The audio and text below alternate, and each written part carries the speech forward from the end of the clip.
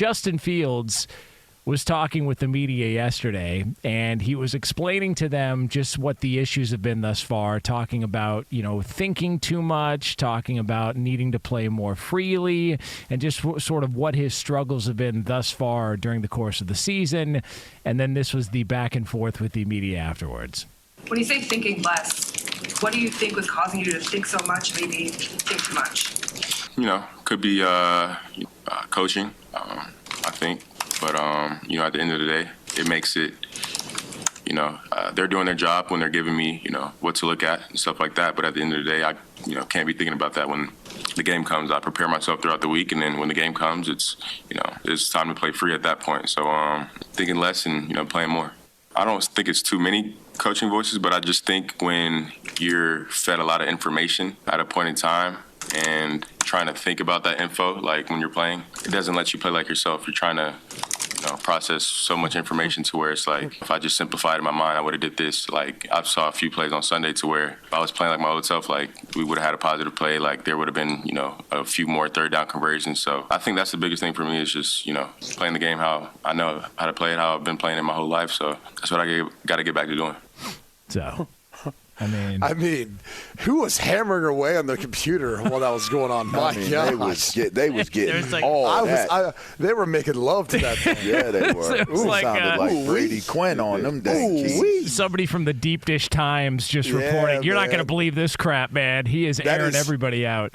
Oh, yeah. Well, you want to stick to the storyline. I'm sorry. That was so distracting with the sound of the keyboard. I couldn't even focus on what he was saying. My God. Do you think you could, Brady, do you think you could out loud him on the keyboard? Because you type I don't know. too. I'd love to take him on in a challenge of Guam. All right. See who's got the greater gross words a minute. But, man, that was intense. Honestly, I was so distracted by that damn keyboard, I didn't hear a word.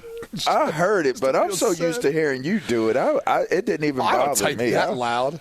That was like the mic was right next to his keyboard. Your typing is courteous, but you still can hear it, though, pretty good sometimes. Yeah, that was a jackhammer. That wasn't. Yeah. That's old school. That might have been a typewriter, man. There might have been paper and ink involved in that bad boy. Give us your big take on this, because I'm too distracted right now with that sound. I think Justin Fields is trying to be as honest as possible. He was frustrated, and clearly everybody there is frustrated. He was trying to be as transparent as possible and answer the questions because by all accounts he's a good guy and he has a great relationship with the media. Unfortunately, when you start off the answer with could be coaching, everything else after that pales into what the initial statement was. It's like when you say something before the word but, everything before but doesn't count. Once you started off with coaching. We're really great friends. But. Right, everything's gone. It's over. So once you start off the statement with, well, I don't mean to sound coaching, disrespectful. But it's like, well, what do you think the problem is? That could be coaching. Everything else after that, nobody wanted to listen to. They just pointed to that, and they got a hold of it. And so, of course, Justin Fields caught wind of the fact that they got a hold of his comments and that it was being construed that he was blaming coaches for his struggles. And so he gathered all the media members in Chicago around his locker and wanted to hold his own press conference to try and clarify what had happened. I love you guys, but, I get that you guys' jobs are to get clicks, so it's like when you take my quote out of context and when you just say that, if you paint the picture on the inside out, like, y'all are trying to split us up as a team. I'm not blaming anything on the coaches. I'm never going to blame anything on the coaches, never going to blame anything on my teammates. I will take whatever happens in the game, I will take all the blame. I don't care. It's a drop pass, it should have been a pass. Put it on me. I need to play better. That's it. Point blank. If y'all, that's what I should have said in the first place. But I was trying to give y'all more details because I appreciate y'all for doing what y'all do, and I tried to give y'all the information y'all want for you guys' job. So there was his clarification. I mean, it's a contradiction. Yeah, it is. He's walking back what he said. And look, we're in the media. I would say our show doesn't try to distort things. We try to have fun, but there's an element, and I'm going to protect Justin Fields here. Getsy is not – he falls in the category, and there's a lot of OCs right now that are getting exposed, and here's why.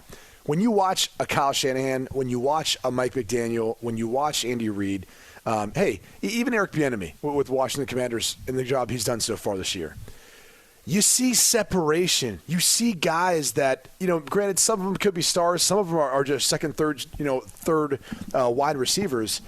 You see them getting open. You see the separation. That's by design. You don't see that in Chicago all the time. Every once in a blue moon. You don't see the creativity pre-snap and all the different stuff they're doing. And so that's not an indictment on Justin Fields. It's what he inherited as a quarterback. But the reality is, in today's game, now more than ever, it becomes really apparent with the access to film and everything else that's out there, which coordinators excel and which ones are just out there calling plays. Now, there might be some things in their minds that they're not good at, they're deficient at, and the Bears for sure are that. The offensive line still isn't where it needs to be. I think if you look at their wide receiver group, DJ Moore's a stud. Darnell Mooney's good. He was out of the game at one point. It was last week or the week before at some point. Yeah. Claypool didn't play well week one. Had a nice grab for a touchdown this past week. But, when you start breaking all that stuff down, there might be some reasons why they're calling what they're calling or why it looks the way it looks. So I'm not completely throwing like an OC under the bus, but this offense is not one you turn on every week and go, yeah, let's copy that play. Let's put that on our playbook. And that's what Justin Fields is up against. And so I'm sure there's times where, and by the way, we saw this the first 4 games last year. Like they kept trying to make Justin Fields a quarterback who isn't going to utilize his legs. Let the man run. Put in some quarterback run. Put in some of that stuff that allows him to utilize that.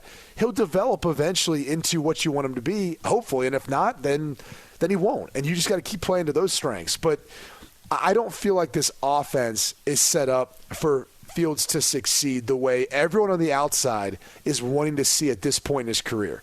And so it's an uphill battle every week for Bears fans like yourself, Jonas. I'm sorry to admit that, but you guys all want to see him take this huge leap, this huge step. I don't think it's happening. They're just not there yet as an organization, as a team. I mean, it's hard when you get the FBI raiding Hallis Hall. Oh, jeez. Not confirmed. By the way, the Bears denied that. They said there was no FBI raid at Hallis Hall. How does that even come up? I don't know. So somebody's ass is going to jail when that music comes on. I remember. Was that Dragnet? Was that the name of that show? Yeah, Dragnet? I believe so. Yeah, you're going to jail. Dragnet, name of a bar that Iowa Sam. You're going to see a cigarette lit. You're going to see an ashtray, and you're going to see a detective. Damn right. And you better answer that question the right way. And he's going to be wearing a button-up shirt, a white shirt with a black tie and short sleeves. Like it's not even going to be the long sleeves. Wasn't it black and white? That wasn't even really in color, was it? No, I think it was color. Yeah, could have been. You thought it was in color? I don't think it was. It was in the 60s.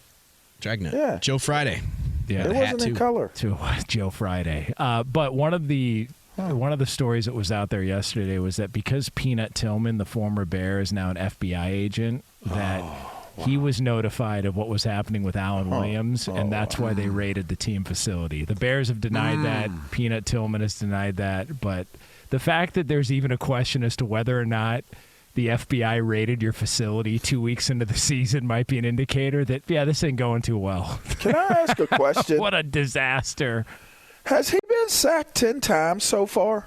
Is that accurate, or is it 6?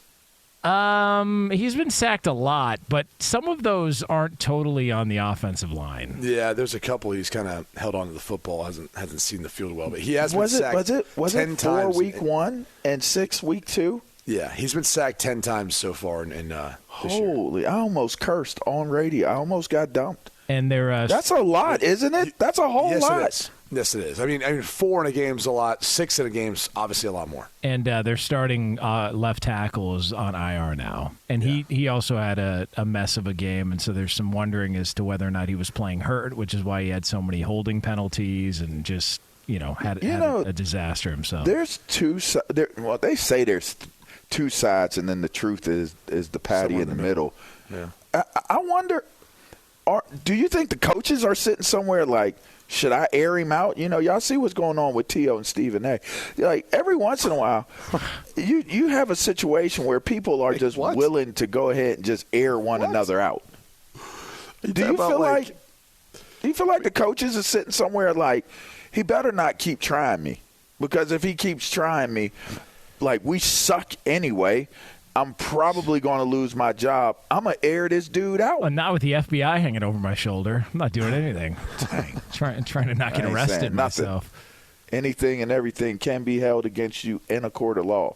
You have the right to remain silent. Now, I have never been arrested ever in my life. Ever. Never, ever. But I have watched a lot of shows. Knock on wood. Well, I have been in a lot. I could get arrested this weekend, though. I'll tell you that. By the way, Lee was not raising his hand. Oh, Lee didn't raise his hand. Where do you fall in that category? Lee, have you been arrested? No, I have not. What I was doing was knocking on wood before Brady had said it. Yes, I was raising my hand. I'm surprised you didn't do your little dip smack thing. You ever been? He's so excited he's never been arrested. He starts clapping for himself. You guys y'all are going to Coxtown this weekend. Damn. Y'all could be in trouble. Damn. Oh yeah. You mean Columbia, South Carolina? That's what I said. Yeah, because you guys some Yankees. You said you know some Yankees going down to the South now. Yeah. Well, listen. I know Yankees. a few people there. We'll be fine. Yeah. Oh please. Here we go. Don't worry about it. I got you covered, Lee. I think it's the 843 or the 803. It's the area code in South Carolina, if I'm not mistaken. You don't know which one? Yeah, it's one of the two. You kind of lose all respect when you don't even say the right one. Well, if I just say enough of them, one will stick. That's all that matters. Call to close ratio, old sales trick. Yeah. But they are they're terrible. And hey, good news is keep this up. Caleb Williams in Chicago with that Bears logo. That's kind of what I was alluding to. You know, could this possibly escalate into something totally different where we're actually looking at them put somebody else in for Justin Fields? Well, you know the guy we were talking about. I think it was is it Tyson Bagent? He was the undrafted the backup. He guy. had a great preseason. All right, so they released Nathan Peterman, who had been serving as their backup, and I just wonder if maybe they've got this guy, and they're thinking, you know what? Maybe we need a little bit of juice here. He can sling it now. I'm telling you. So don't let him get in there. He might not give it back. 2 weeks in. Oh no. 2 weeks. I'm just saying. Look out now. No. You guys remember that Monday night game last year where where Jaquan Brisker, LaVar, we were talking about, he's a Penn State guy. He had that big pick against the Patriots, and they won that game, and it was Bailey Zappi and Mac Jones. It was kind of a mess for the Patriots. They'd answer a bunch of questions. That's the last game the Bears have won. It's been about a year. So if you're Caleb Williams... I mean, we are only 2 games into the season. Well, you know... I mean, they're not winning this week against Kansas City. It's like after week 1, it's been a year since they won. Well, yeah, we just played week 1. They're at Kansas City this week. They're not winning that this week. No. And by the way, take the over. You think so? Game. Oh yeah, I think this is a get back right spot. I mean, we did just see the Bears defensive coordinator sidestep down for personal reasons. So. Hold on a second. You don't think there's a little bit of FBI juice flowing through that defensive side of the ball? Stupid. Like, come on, man. Stupid like that, man. I don't know, man. It's too early for you to be doing that, man. He's getting all up in that Chicago ass. Damn. Oh, whoa. I'm just saying. Damn. 12.5 is the line that I saw last. Sack clearly is good. Yeah. They keep going back. You get sacked, don't you? Let me give you some more of this sack. You smoke crack, don't you? I know y'all like clicks and all, but I'm just telling y'all, these 10 times get sacked. You know what I mean? I'm going to take full blame, even though I'm going to just sit here and tell y'all it could be coaching is the reason why I'm getting hit the way that I'm getting Brady, hit. Brady, what's the most you've been sacked in a game in your career? Probably 5 times or so. I mean, I always – here's the difference between how quarterbacks are now and how it used to be. You know what you very rarely see is a quarterback throw the football away. And – like at a young age, I grew up with uncles who played offensive line. Because they don't want to mess their quarterback rating up, right? Isn't exactly. that like the thing? It's called PTR, protect the rating. And all these private quarterback coaches at a young age teach these kids that, hey, you get sacked, that doesn't count against it. But you throw an incompletion, it's gonna count against your completion percentage. It's gonna count against your rating. It's all factored in there. So as if these colleges is looking at these kids, their passing rate. Like, well, that's the thing is, get over yourself. Well, it's not passing rate. Here's the thing, and this is real. They look at completion percentage, and they don't dive into like, oh man, he only completed 60% of his passes. Nowadays, like kids in high school should be completing 65 plus 70. And it's like, well, kid's only completing 55. Oh, man, he must not be accurate. That's what the layman thinks on the outside. Unless you watch the tape, you don't know. And so if you threw away 3 balls a game because there's some sort of pressure, you got offensive line issues, or you had to burn a screen into the ground because of a bad play call and nothing was there, you're not going to see that unless you watch it. So a lot of these private quarterback coaches teach these kids like to run and take a sack or whatever else. So you'll see dudes, especially in the college level, you see sometimes the NFL level, they'll run out of bounds for a 3 or 4 yard loss instead of flipping that thing at the very end of it just to be able to get back to the line of scrimmage. So instead of 2nd and 10, they're at 2nd and 14 because they ran out of bounds. You're going, what the hell? So the O-line's like, dude. Yeah, thanks. We just gave up a sack because your ass was too selfish to want to just throw the football away. Oh, it's amazing. It's incredible. I mean, so I've been sacked probably, 4 or 5 times in a game if it was bad, but like I always knew, okay, the boys got their hands full today, all right? We're going to help the boys out. Let's get the ball out quick. Let's try to run if we can. Let's try to throw the football away if we can.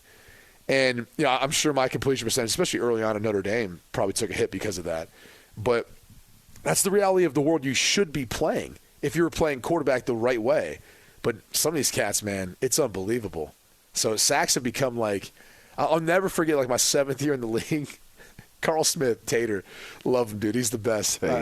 He's got all sorts of reasons why his nickname's Tater. But, what up, Tater? Yeah, we did this what we called the Tree of Life. So we'd sit in there. It was like me, Russ, and Tavares Jackson, God rest his soul. And he'd go through all these things. He'd be like, hey, man, let's go through the Tree of Life. Like, what's like the most awesome things you're going to experience? And we'd be like, oh, like being a father. He's like, oh, yeah, being a father. It's like, all right. Like, throwing a touchdown pass. Yeah. Like, win a Super Bowl and stuff. Yeah. And you go down and like, what about like, having a good sandwich for lunch? I mean, so we'd start to like work down the Tree of Life, like all the greatest things in your life to like the mundane, everyday things that you do. And then like towards the bottom, like where the roots of the tree would be, we'd start right down the crappy things, like hey, you get a flat tire, or you throw an interception and all that stuff. And his point was, he goes, hey man, taking a sack's not the worst thing in the world. He's like, all right. He's like, it preserves your right to punt. It preserves your right to stay out there, have a the clock's gonna keep running. He's like, not the worst thing in the world. He's like, all these people, they'll tell you, oh, no, don't take a sack. Don't take a sack. But he's like, but the truth is, not the worst thing in the world. He's like, so you get back there? He goes, go ahead and take a sack. And I'll never forget, so we were in Cleveland, and we had a 2-minute drive. We're getting beat by Denver. This is like an 2009. And we got a 2-minute drive, like we're going down the field. And so there's not much time left. I take a shot at a deep post, Josh Cribbs, and gets picked off, right? We got like the final 30 seconds of the game or something like that. And he stops the tape. He's like, are we going to win this game in this one throw? And I'm like, no, we're down by double digits. No. He goes, well, see this guy right here? He's running the shallow cross. He goes like, just dump it down to him.